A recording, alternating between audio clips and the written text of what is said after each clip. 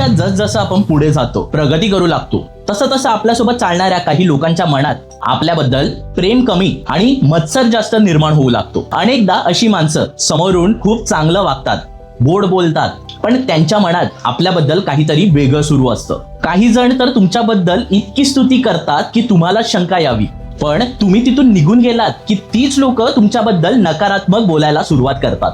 तुम्ही एखादं यश मिळवलं तर हीच लोक बोलतील, अरे नशिबाने मिळालंय, यात काय एवढं मोठं. अशा प्रकारे हे तुमच्या मेहनतीचं महत्व कमी करण्याचा प्रयत्न करतात. मत्सर करणारी व्यक्ती नकळत तुमची स्टाईल, तुमची बोलण्याची पद्धत, अगदी काम करण्याची पद्धत कॉपी करू लागतात, कारण आतून त्यांना तुमच्यासारखं व्हायचं असतं.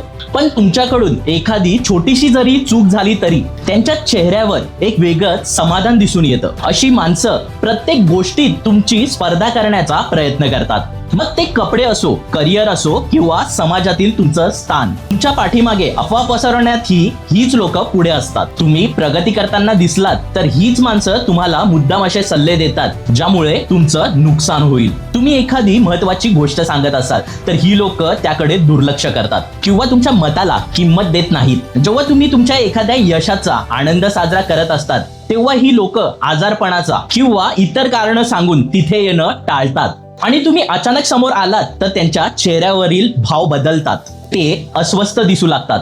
हीच ती असुरक्षितता ज्याला आपण इनसिक्युरिटी म्हणतो. जर तुमच्याही आजूबाजूला अशी काही माणसं असतील, त्यांच्यापासून योग्य अंतर राखणं हेच तुमच्या मानसिक शांततेसाठी आणि प्रगतीसाठी हिताचं ठरेल.